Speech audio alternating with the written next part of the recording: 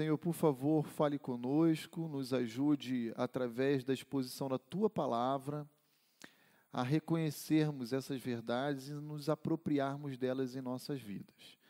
Eu peço isso por mim e pelos meus irmãos, pela Tua igreja, a qual o Teu Filho amado Jesus Cristo comprou com o Seu precioso sangue. Eu peço isso por cada um de nós em Cristo Jesus. Amém. Muito bem, irmãos, essa semana, em função, inclusive, do que nós tratamos semana passada, à luz de Atos 1, a partir do verso 12 em diante, eu fui, por vários momentos, e acreditem, vários mesmo, fui muito abordado por irmãos da igreja que se sentiram incomodados com aquelas informações que nós trabalhamos aqui na semana passada. Se você não esteve conosco, você pode ter acesso a todo esse conteúdo no nosso website, né, ou no nosso canal no YouTube. Mas no site está mais completo, tem os slides. Nós começamos falando semana passada sobre a igreja na antessala do mundo. O que seria a antessala? Aquela sala de estar ali antes de você entrar para uma sala principal, ou a sala de jantar, né, ou coisas do gênero. A igreja está se preparando para entrar no cenário do palco da história humana, porque Cristo deu uma ordem aos seus discípulos, dizendo: permaneçam em Jerusalém, até que a promessa do Pai se cumpra. E a promessa do Pai era a dádiva do Espírito Santo, o derramamento do Espírito que vai ocorrer em Atos 2, no dia do Pentecostes, ok? Então, os discípulos saem do Monte das Oliveiras, passam pela região da Betânia e permanecem em Jerusalém. Ficam uma parte no cenáculo, um grande refeitório judeu, e outra parte também ali no templo. E eles ficam ali em torno de 8, 9 dias até chegar a data do Pentecostes, quando o Espírito Santo vai descer e então inaugurar o período da igreja. Então, nós estudamos semana passada, dos versos 12 a 14 de Atos 1, que a ordem dada por Cristo, ela foi obedecida e respeitada pelos discípulos. E como foi esse tempo de espera durante esses 8, 9 dias até a descida do Espírito Santo? Rapidamente, nós falamos aqui semana passada que foi marcada por um tempo de alegria, de júbilo, totalmente contrário àqueles 2, 3 dias em que Cristo estava morto, aguardando a sua ressurreição. Naquele momento, os discípulos estavam trancados entre 4 paredes, com medo dos judeus, com medo do escárnio, da zombaria. E agora, quando Cristo é assunto aos céus, até o Espírito descer à terra, então eles estão jubilosos, alegres, perseverando unanimemente na oração, diariamente indo ao templo, adorando a Deus com grande júbilo. E aí a gente começa a compreender uma ideia inicial, pelo menos nós poderíamos dizer, a respeito do que é o avivamento que vai acontecer em Atos 2. Avivamento, ou seja, tornar algo vivo, né? Significa, entre outras coisas, a perseverança na oração, a perseverança no culto público, na adoração comunitária, entre outros fatores.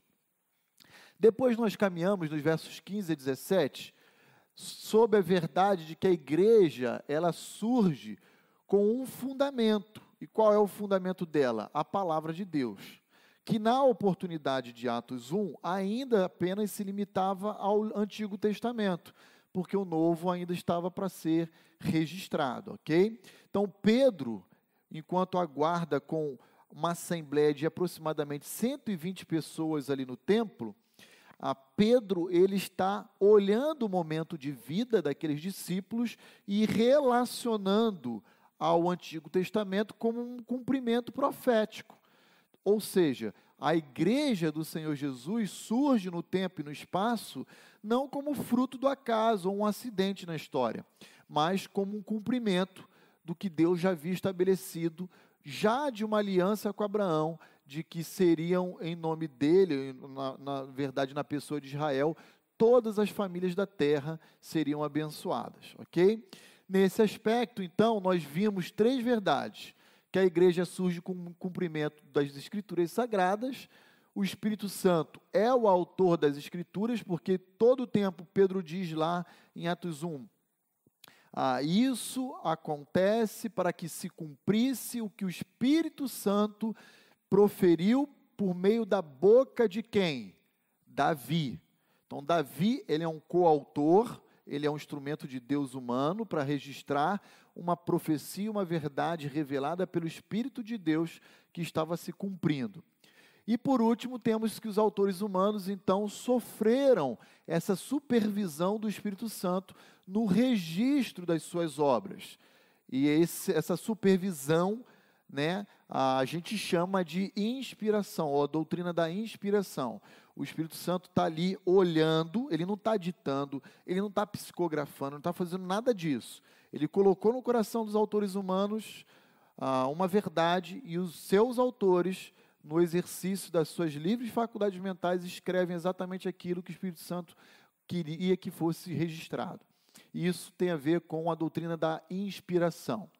E aí, semana passada, nós paramos nesse slide, que foi o grande ápice do nosso tempo de aula, aqui semana passada, que gerou muita comoção, desdobramentos aí, e eu não me refiro a ninguém especificamente, mas de forma generalizada na nossa igreja, nos nossos irmãos, quando eu apresentei esses slides, à luz de Atos 1, verso 16 e 17, que diz que o papel de Judas já havia sido previamente estabelecido por Deus na eternidade passada, e só se cumpriu na história por meio da traição de Judas ali no primeiro século em relação a Cristo.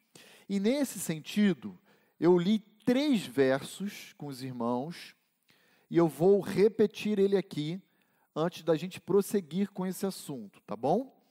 Primeiro verso que nós lemos, Atos 1, 16 e 17, diz assim: irmãos, palavras do apóstolo Pedro, convinha que se cumprisse a Escritura, que o Espírito Santo proferiu anteriormente pela boca de Davi, acerca de Judas, que foi o guia daqueles que prenderam Jesus, porque ele era contado entre nós e teve parte nesse ministério. Então veja, Pedro olha para a traição de Judas e relaciona a traição de Judas com o Salmo 41:9, de autoria davídica. E qual é esse Salmo 41:9? Diz assim: até o meu amigo íntimo, em quem eu confiava, que comia do meu pão, levantou contra mim o calcanhar. Então Pedro, olhando para o Salmo 41:9, e vendo que Judas foi contado entre eles e teve parte no ministério, relaciona Judas ao cumprimento profético de Davi, registrado naquele cântico do Salmo 41:9. E aí, Jesus também, em outros momentos, como por exemplo João 17:12, que é a oração sacerdotal, também vai reafirmar essa verdade, esse entendimento de Pedro, porque ele diz assim: quando eu estava com eles, João 17:12, quando eu, Jesus, estava com eles, os discípulos, eu os guardava no teu nome, Pai. Jesus orando ao Pai, que me deste, e protegi-os, e nenhum deles se perdeu, exceto quem? O filho da perdição, para que se cumprisse a Escritura. Então, a traição de Judas não foi um acidente na história. A traição de Judas já havia sido previsto pelo próprio Deus. Para quê? Para o plano da redenção humana. Jesus, na sua oração com o Pai, se dirige a Judas como sendo filho da perdição. Aí, nesse sentido, o que eu quis colocar para os irmãos, e afirmei aqui na aula, é: Judas não podia não ter traído.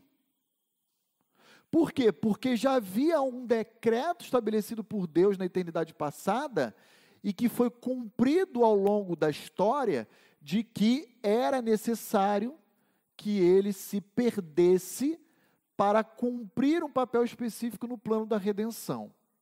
Ok?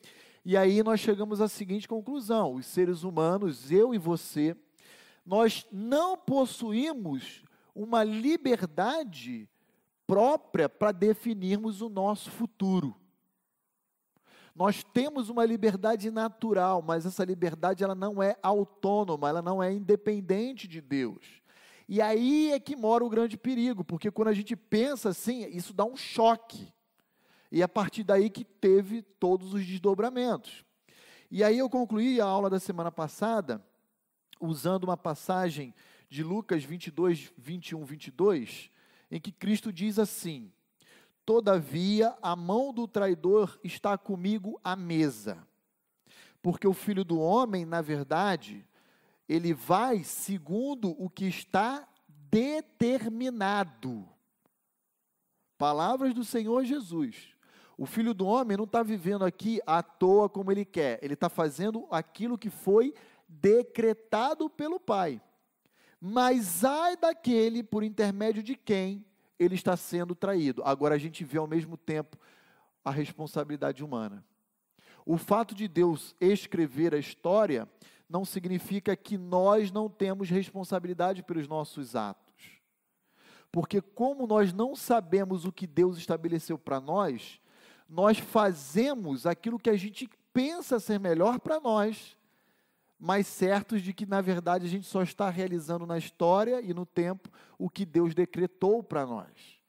E essas duas verdades que coexistem, elas são irreconciliáveis na nossa mente. Porque nossa lógica humana diz assim: se Deus decretou, logo eu não tenho responsabilidade. Porque tudo aquilo que ele escreveu vai acontecer e ponto final. Só que não é assim que a Bíblia fala. A Bíblia fala: Deus decretou, mas eu tenho total responsabilidade pelos meus atos, porque eu sou um agente moral. Deus nunca coloca uma arma na cabeça de alguém e o constrange a fazer algo. Todos nós fazemos o que fazemos no livre exercício da nossa liberdade natural, mas sem saber que, na verdade, as nossas escolhas são a realização histórica de algo que Deus já tinha escrito na eternidade passada a nosso respeito. E nesse sentido, eu não me torno isento ou blindado de qualquer culpa, eu me torno totalmente responsável. Essa verdade que eu estou afirmando para os irmãos, por mais difícil que seja reconhecer ela está pautada nos textos que nós estamos lendo juntos, tá bom? Então, Lucas 22, versos 21 e 22, mostra para mim e para você que a morte de Cristo foi decretada por Deus, mas aquele que o traiu é totalmente responsável pela sua escolha. Então, como a gente concilia essas coisas? A gente não concilia, a gente apenas reconhece e crê nelas, ok? Feita essas considerações, o último texto que eu li semana passada foi Mateus 26, 54, quando Jesus fala: como, pois, se cumpririam as Escrituras, segundo as quais assim deve suceder? Irmãos, hoje, o que eu quero fazer e propor aqui com os irmãos é um exercício sobre a doutrina dos decretos. Por que eu vou fazer esse exercício com os irmãos? Porque não tem como a gente prosseguir no livro de Atos sem o conhecimento dessa verdade bíblica.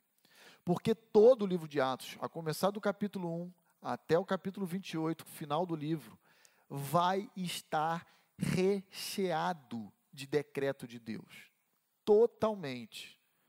Então eu vou fazer o que aqui com os irmãos?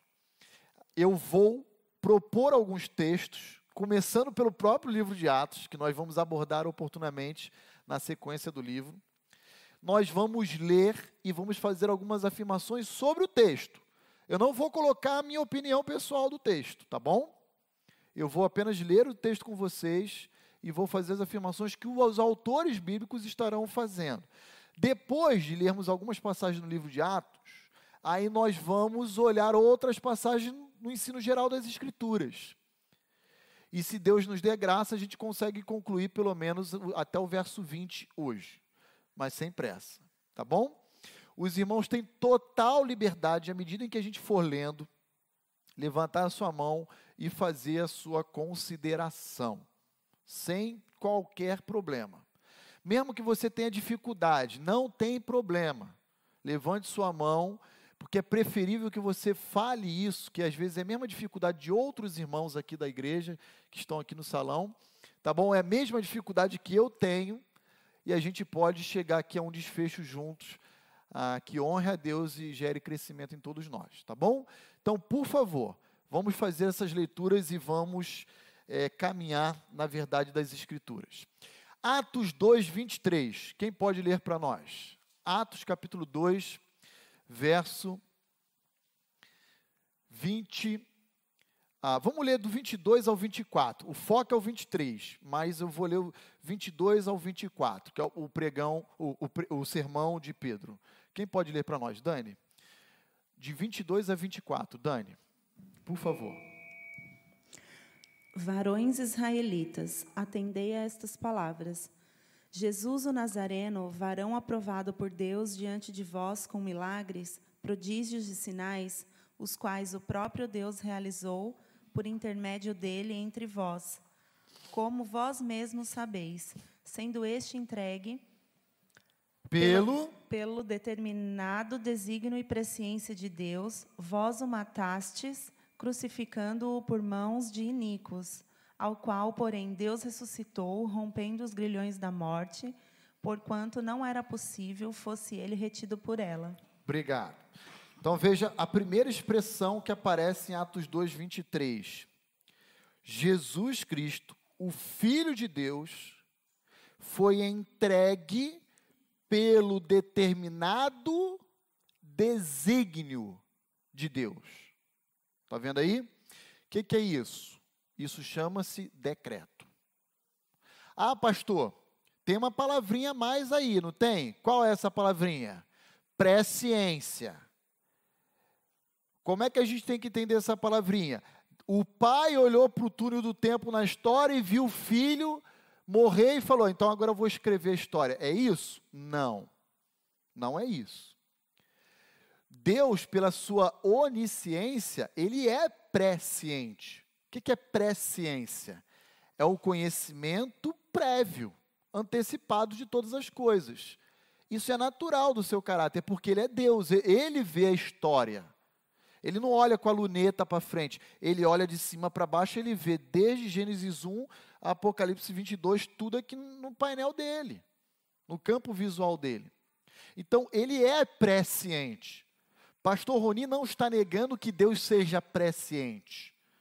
O que o pastor Roni está dizendo é que os decretos de Deus não foram realizados mediante o conhecimento prévio dele. Os decretos de Deus foi realizado mediante a sua soberania, o exercício da sua livre graça, que fez o quê? Com que o pai olhasse para o filho na eternidade passada e falasse assim, vamos criar a história? Vamos. Mas, na história vai haver uma queda. E quem é que vai pagar o preço para resgatar a humanidade, as criaturas? Aí o filho, eu. Então o pai fala, então eu vou escolher. E o Espírito diz, então eu vou regenerar. E eles desenvolvem 3 papéis distintos numa comunhão intratrinitária. É um negócio, queridos, que a gente não consegue descrever. Foge da nossa compreensão. Porque nós somos seres finitos. Mas é assim que a Bíblia diz que aconteceu. Tá bom? Então entenda uma coisa. Olha aí, 2 verdades em Atos 2, 23. A morte de Cristo não é um plano B de Deus. Volto a insistir, não é um acidente na história. É cumprimento de o quê? De um determinado decreto de Deus, ou desígnio de Deus. Agora, como é que Deus cumpre os seus decretos no tempo e no espaço? Através de instrumentos, de ferramentas. E quem foram as ferramentas? Atos 2, 23 diz, as mãos dos iníquos. Ou seja, os romanos, os judeus, eles são responsáveis.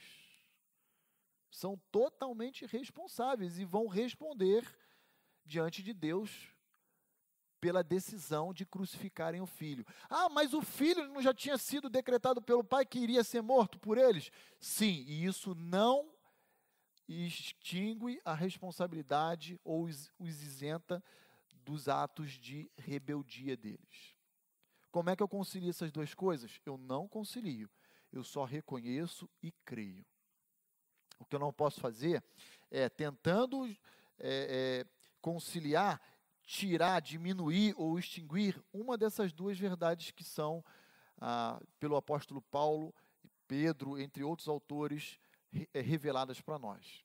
Tá bom? Então, veja, uma coisa que eu queria chamar a sua atenção nesse texto é o seguinte. Normalmente, quando nós ouvimos, prestem muita atenção no que eu vou dizer, que o pai decretou a morte do seu filho unigênito, isso não nos preocupa, isso não nos incomoda, isso não nos gera angústia, isso nos dá o quê? Alegria, não é verdade? Nos dá esperança, nos dá segurança. Qual é a dificuldade, então, de eu entender que Deus decretou também a condenação eterna de um ímpio? Ah, não, porque aí isso mexe comigo. Quer dizer, decretar a morte do filho ele pode, não é assim? Mas decretar a condenação de um ímpio não, porque ele seria injusto. É esse o sentimento que nós geramos no nosso coração. Ora, se o pai abriu mão do seu próprio filho e o expôs a uma morte de cruz, que era a mais humilhante da época, ao desprezo, à injustiça, à covardia, ele é tão justo quanto determinar que alguém não seja salvo. É igualmente justo. Mas o nosso senso de justiça, a gente faz 2 pesos, 2 medidas. E eu quero chamar a sua atenção para isso. Que às vezes a gente lê, sabe, mas passa despercebido. Então, vamos começar a caminhar aqui em alguns textos. Próximo texto, Atos 13, verso 48. Você pode ir anotando todos esses textos que não estão aí no slide não, tá? E eu volto a insistir, a maneira como Deus administra a sua salvação pela humanidade permanece sendo um mistério para cada um de nós. Cadê? Atos 13, 48. Quem pode ler para nós?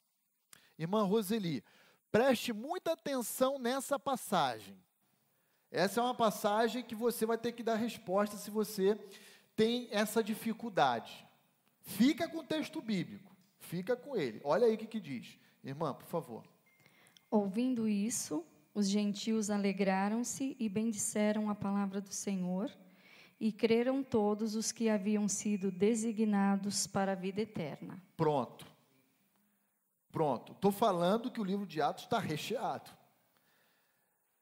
Eu estou falando. Agora a gente vai ter que resolver esse problema aí, de alguma forma.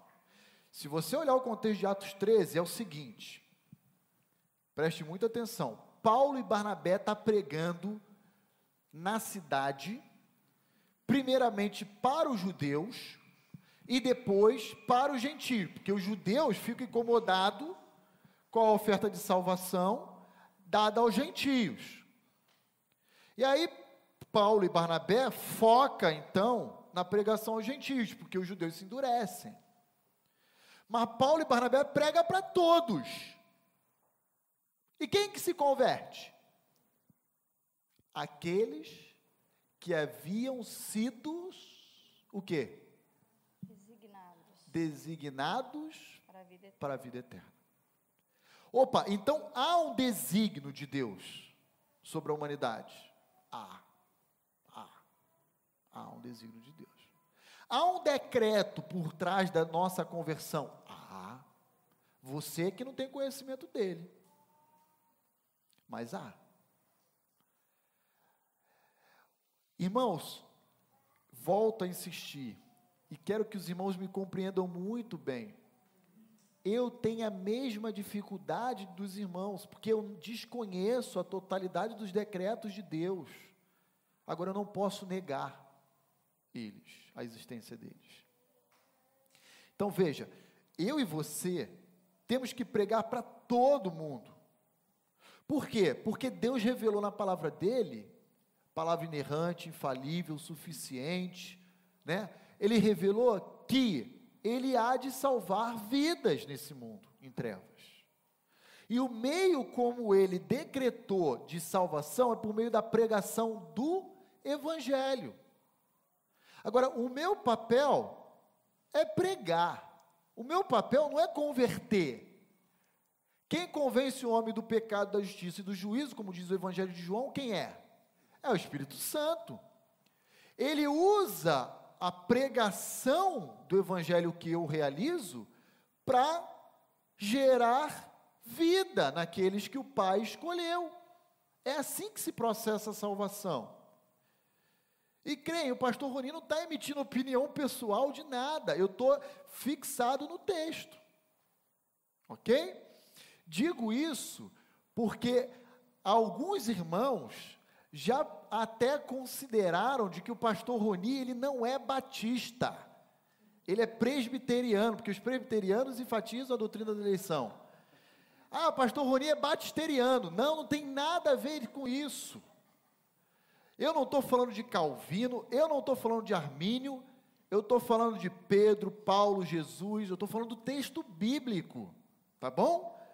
Eu não sou calvinista, porque para alguém falar que é calvinista, a pessoa tem que comprar o pacote fechado da teologia de Calvino e dizer que concorda com tudo. Então, não sou essa pessoa. Eu não sou arminiano, porque eu também não comprei pacote fechado de Armínio.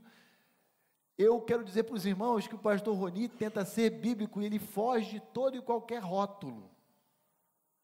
Ah, pastor Roni tá levando a Igreja Batista Vida Nova a deixar a denominação batista. Já ouvi isso. Não, o pastor Roni não quer levar ninguém, a igreja nenhuma. Isso aconteceu, o pastor Roni prefere sair da igreja e deixar os irmãos à vontade. O pastor Roni não quer romper com convenção, com denominação. O pastor Roni prefere sair da igreja, deixar o ministério, tá bom? Do que causar qualquer cisão. Eu quero o melhor para a igreja do Senhor Jesus. Ela é dele, não é minha. Ok? Então, quero deixar isso muito claro para os irmãos. E, aliás, diga-se de passagem, um dos distintivos batistas, se você entrar no site da convenção, a Bíblia é a única regra de fé e prática. E tudo que o pastor Roni está ensinando aqui não são palavras de Calvino, de Armínio, de Agostinho, Agostinho até poderia ser, mas não é de Agostinho também, né? São palavras dos autores bíblicos, tá bom, queridos? Então, quero tranquilizar. Paulo e Barnabé pregam para todos, mas só se convertem os que haviam sido designados para a vida eterna. Ah, mas eu tenho um pai, um irmão, um filho, um marido, uma esposa, um primo, um tio, um sobrinho. Será que ele foi eleito? Eu não sei. O que eu tenho que fazer então? Pregar. É isso que Deus está falando para eu fazer, eu e você. Apresente as boas novas. E confie que Deus, em seu caráter, Ele continua sendo bom, justo, gracioso, misericordioso. E que Deus tem um tempo para tudo. É isso que a gente vai descansar, é nessa verdade, nessa certeza, tá bom? Pois não, irmã Ângela, então vamos lá. Então, como o senhor entrou nessa, né? Então, assim, eu fui batista, eu sou batista desde que conheci o César, né? Há 20 anos, e essa doutrina foge completamente. Então, hoje, se a gente sentar e estar compartilhando a Bíblia, eles vão dizer que isso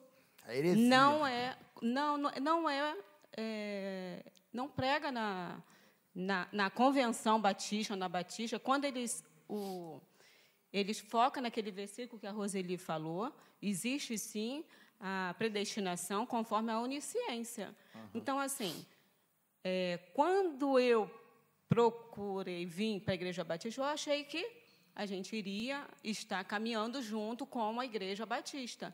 Então, também me choca saber que a nossa doutrina, nesse ponto, não é a mesma de que outras igrejas batistas, fora, aqui em São Paulo já não sei, mas no Rio de Janeiro, não ensina da forma que o senhor tem exposto aqui. Entendeu? E aí como que fica? Porque se sentar lá, eles vão dar o argumento bíblico também. Então, assim, eu, para estar aqui, eu preciso caminhar dessa forma, pensar como o senhor tem ensinado, ou não, eu posso ter o meu entendimento, como os anos todos eu fui ensinada, e também dentro da Bíblia. Claro. Vamos lá, Ângela. Um segundo distintivo, dentre vários da denominação, é que cada igreja é autônoma e independente. Isso está na declaração de fé da Convenção Batista Brasileira, tá bom? Então, pode parecer que nós somos uma igreja distinta da convenção, mas como nós, graças a Deus, ainda existem outras, não são muitas, são bem poucas, mas que ainda estão ligadas à convenção e que creem nas doutrinas da graça, ou seja, na doutrina dos decretos. Isso tudo é chamado de doutrinas da graça, né? Da eleição. E a convenção, mesmo sabendo disso, ela respeita. Por quê? Porque cada igreja local, ela é soberana. Tá? Então, não há problema absolutamente nenhum de uma igreja pensar, por exemplo, inclusive na perda da salvação, e a outra crer na segurança da salvação.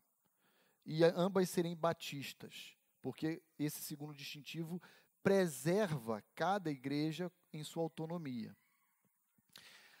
Então, esse é um ponto da sua pergunta. Então, nós podemos continuar fazendo parte da convenção, naturalmente, sem problema nenhum, crendo dessa forma e ensinando. A segunda metade da sua pergunta é o seguinte: cada membro da igreja precisa concordar com o pastor Roni no que ele tem ensinado? Não. E sim. Deixa eu tentar explicar por que não e sim. Se o pastor Roni, em algum momento, na igreja, no púlpito de culto ou EBD, ele fizer afirmações sem qualquer texto bíblico, você não tem qualquer responsabilidade em acreditar no que ele está dizendo. Porque pode ser uma impressão pessoal dele, uma opinião, uma coisa subjetiva. Agora, se eu pego um texto como Atos 13:48, que diz que só se converteram os que haviam sido designados por Deus para a vida eterna, e disser, eu não creio que Deus designa pessoas para a vida eterna. Aí, o problema da ovelha não é com o pastor, é com o texto bíblico. E aí, nesse sentido, tem problema. Mas não é com o pastor, não é com a igreja, é com o texto bíblico, com a autoria, com a doutrina da inspiração, porque a pessoa está partindo do pressuposto de que o autor errou, alguma coisa do gênero, né? Então, aí tem problema. Agora, o pastor Roni, o papel do pastor Roni, do pastor Levi, qual é? É ensinar, é abrir o texto e expor. Pastor Roni, ele não é fiscal, de chegar e falar assim: irmã Isabel, a senhora crê na eleição? Sim, está ticado. Dani, você não crê? Está excluída. Rafael, pastor Roni não vai fazer isso. Pastor Roni respeita a consciência, o exercício da fé de cada ovelha, desde que não seja pecado. Okay? O meu papel como pastor é esse. Então, tentando concluir a resposta à sua colocação, Ângela, eu sei que o que eu estou dizendo aqui, ensinando e lendo com os irmãos, é algo que mexe, não é só com você, ou com ela, ou com ele, é com todos, porque eu cresci num lar batista em que esse tipo de entendimento, bem como outros, esse não é o único, quem dera fosse, é totalmente equivocado, eles não falavam sobre isso, né? Então, para mim também é muito difícil, mas quando eu passei a ler os textos e ficar apenas com os textos, aí eu desconstruí aquilo que eu cresci recebendo. Vou dar um exemplo bobo. A Bíblia não condena bebida alcoólica.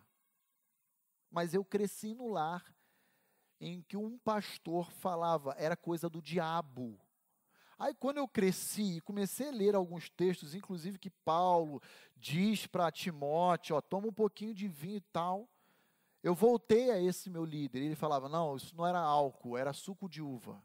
Não era, é álcool. A gente às vezes se prende mais a uma tradição que a gente cresceu e enraizou na nossa vida. Não estou dizendo que é o seu caso não, tá bom? Estou falando da minha experiência, inclusive. Do que ao texto bíblico, que quando a gente chega no texto, isso muda. Você sabia que lá, Provérbios, acho que 29, 30, há um conselho do sábio Salomão, na verdade não é nem de Salomão, acho que é de Lemuel, Agur, dizendo assim, no período de luto, sabe o que você deve fazer? Tomar um vinho para se alegrar. Está lá, está no livro de Provérbios. Aí eu olhava para aquilo e falava, nossa! Por quê? Porque o vinho, no contexto judaico, era um elemento que trazia alegria, era usado em festas. Então, a intenção do autor você precisa se alegrar, você precisa se levantar, você não pode se abater e se entregar ao luto. A ideia do autor é essa. Então, quando eu comecei a ler, pensar, estudar, eu falei, mas isso aqui tem muito mais a ver com uma tradição que me foi passada do que com propriamente o texto bíblico. Então, fechando essa sua consideração, Ângela, o que eu diria para a Igreja Batista Vida Nova é o seguinte, cada um tem o direito de pensar como quiser. Mas, enquanto pastor, presidente da Igreja Batista Vida Nova, o meu papel é ler o texto, fazer afirmações sobre o texto e ensinar o que o texto está dizendo. Se você não concordar, aí é uma decisão sua, eu não tenho como gerir essas coisas, administrar. Tudo bem? Mas você vai ter conhecimento, por este que vos fala, dos ensinos das doutrinas da graça. Não tem como a gente fugir sobre isso, tá bom? Então, vamos prosseguir, vamos continuar lendo outros textos aí. Agora, Atos, capítulo 11. Volta aí 2 páginas na sua Bíblia, uma página. Quem pode ler para nós? Verso 17 e 18, de Atos 11. Você lê para a gente, Dani, por favor. Pois se Deus lhes concedeu o mesmo dom que a nós nos outorgou quando cremos no Senhor Jesus, quem era eu para que pudesse resistir a Deus? E ouvindo eles essas coisas, apaziguaram-se e glorificaram a Deus, dizendo, logo também aos gentios foi por Deus concedido o arrependimento para a vida. Então veja, você tem aqui Pedro dialogando com outros cristãos judeus a respeito de uma salvação que está acontecendo agora entre os gentios. E os judeus estão pensando assim, mas como é que é isso? Porque até esse momento, de fato, até Atos 11, os cristãos eram exclusivamente judeus. Mas agora, gentios estão se convertendo. E aí? Como é que a gente faz com isso? Pedro vai falar, como é que eu vou responder a vocês isso? Como é que eu posso resistir à ação de Deus? O mesmo Espírito que foi dado a nós está sendo dado a eles. Olha a frase segunda ali de baixo. A maneira como Deus administra a sua salvação permanece sendo um mistério para nós. É a palavra de Pedro. Mas aí o que ele diz? Logo também, finalzinho do verso 18, aos gentios foi por Deus concedido o arrependimento para a vida. Quem concede o arrependimento ao homem?